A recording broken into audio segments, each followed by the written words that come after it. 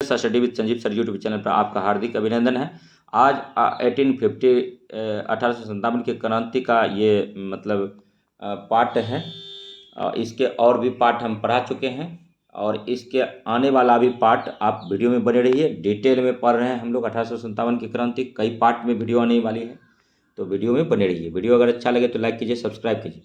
चर्बी वाले कारतूस 1857 ईस्वी बैरकपुर सैनिक द्वारा चर्बी वाले कारतूस का प्रयोग करने से इनकार। मंगल पांडे किस रेजिमेंट का था? 34वीं रेजिमेंट का। एजुडेंट पर हमला कर उसकी हत्या कर दी, कहीं कहीं उसका एजुडेंट भी नाम है, तो याद रखिएगा। और देखिए, Sir James Outram W Taylor हिंदू मुस्लिम संयंत्र का परिणाम बोला था। और नेक्स्ट देखिए, ठीक है, इसका देखिए सबसे पहले 1857 का क्रांति का कारण चर्बी वाला कारतूस हो गया था। और राजनीतिक कारण में देखिए, राजनीतिक सामाजिक आर्थिक धार्मिक कारण हुआ था। और प्रमुख कारण जो था ब्रिटिश साम्राज्य की घिनौनी नीतियां था। तत्कालीन कारण अगर पूछेगा एग्जाम में कि 1857 का तत्कालीन कारण क्या है, तो चर्बी वाले कारतूस की अफवाह था, यही याद रखिएगा। और नेक्स्ट देखिए, घटनाक्रम कब हुआ था ये, तो 10 मई को मेरठ से प्रारंभ हुआ था। और मेरठ से जब दिल्ली आइएगा तो बीच में यमुना नदी पार करना होता है। तो किस नदी को पार किया गया बोलेगा तो यमुना नदी मारिएगा। 12 मई 1857 को विद्रोहियों का दिल्ली पर अधिकार हो गया था। स्वाधीनता संग्राम का प्रतीक क्या था? कमल और रोटी था, कमल और रोटी था, याद रखिएगा। और नेक्स्ट देखिए, नेतृत्व कौन किया था? स्थान से देखिए, बरेली से खान बहादुर खान क्या था? झांसी से रानी लक्ष्मीबाई क्या था? लखनऊ से बेगम हजरत महल क्या था? कानपुर से नाना साहब का दूसरा नाम क्या था? धुंधुपंत था। जगदीशपुर से कुंवर सिंह क्या था? असम से दीवान मनीराम दत्त क्या था? असम से कौन क्या था? दीवान मनीराम दत्त क्या था? असम को पूर्व में क्या बोलते थे? कामरूप बोलते थे, याद रखिएगा। और कामाख्या मंदिर कहाँ है? तो असम में ही है। फैजाबाद मौलवी अहमदुल्ला शाह ने नेतृत्व किया था। और नेक्स्ट देखिए, अंग्रेजों का समर्थक प्रमुख शासक कौन था? कुछ इंडियन थे, देखिए इन्होंने उस टाइम भी अंग्रेजों का साथ दिया था। और नेक्स्ट देखिए, ये कौन था? तो ग्वालियर के सिंधिया था, इंदौर के होलकर था, हैदराबाद के निजाम था, और जोधपुर के राजा थे, भोपाल के नवाब थे, पटियाला नाभा और जिंद के सिख शासक थे, और कश्मीर के महाराज थे। ठीक है, उसके बाद देखिए, परिणाम क्या हुआ था कि भारत में कंपनी के शासन का समापन हुआ। भारत का शासन सीधे क्राउन के अधीन हो गया। किसके अधीन हो गया? 1858 से क्राउन के अधीन हो गया था।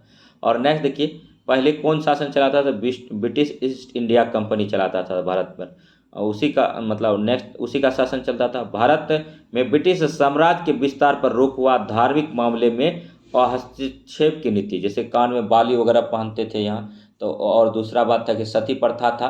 ठीक है, महिला को सती कर दिया जाता था, तो ये सब। और खोंड जनजाति में जो था नरबली प्रथा वगैरह था, तो ये सब जो था धार्मिक मामले हस्तक्षेप की नीति। और सबके लिए एक समान कानून सुरक्षा था, तो और बाल विवाह वगैरह सब था। एक कुप्रथा था, लेकिन अंग्रेजों द्वारा उसका किया जा रहा था, तो कहीं ना कहीं हिंदू धर्म में ठेस था। देखिए, Sir James Outram W Taylor हिंदू मुस्लिम संयंत्र का परिणाम था। सर जॉन लॉरेंस एमसीले ने बोला केवल सैनिक विद्रोह था। टी आर होम्स बोला बर्बरता और सभ्यता के मध्य युद्ध है। और बी डी सावरकर बोला स्वतंत्रता की पहली लड़ाई। एक क्वेश्चन पूछा जाता है, अति महत्वपूर्ण है, घुमा घुमा के क्वेश्चन पूछ रहा है, इसीलिए हम जो है सारे रिसोर्स से आपको 1857 को पढ़ाने का काम कर रहे हैं। बी डी सावरकर जो है स्वतंत्रता की पहली लड़ाई थी। आर.सी. मजूमदार तथा कथित प्रथम राष्ट्रीय स्वतंत्रता संग्राम, ना तो प्रथम ना तो राष्ट्रीय और ना ही स्वतंत्रता संग्राम। ना जहां लगा रहे वहां आर.सी. मजूमदार मार दीजिएगा। और नेक्स्ट देखिए, लेखक पुस्तक देखिए, तो the Indian of bar independence 1857 पुस्तक बी डी सावरकर का है। 1857 जो है एस एन सेन का है। असबाब ए बागत सर सैयद अहमद का है। ए हिंद असबाब ए बगावत ए हिंद सर सैयद अहमद खां का है। और द सिपाही mutiny and the rebellion of 1857 RC. Majumdar का। और देखिए, नेक्स्ट आप परिणाम देख लेते हैं कि भारतीय रजबारों के प्रति जो था विजय और विलय की नीति का परित्याग किया। और नेक्स्ट जो है, सरकार द्वारा रजाओं को गोद लेने की अनुमति प्रदान किया गया। जैसे रानी लक्ष्मीबाई ने गोद लिया था तो उसको नहीं माना था। और लखनऊ का जो बेगम हजरत महल थी, उन्होंने ब्रिजेश कादिर को गोद लिया था, अंग्रेज उसको मानने से इनकार कर दिया था।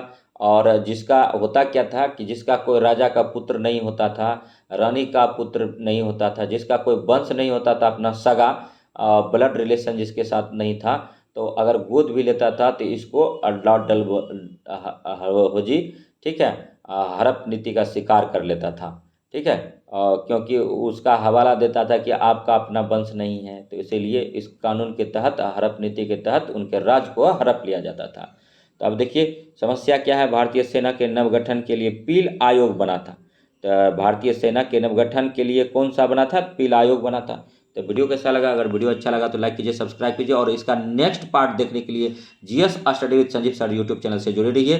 तो मिलते हैं नेक्स्ट पार्ट 1857 के रिवॉल्ट में। तब तक के लिए धन्यवाद। जय हिंद, जय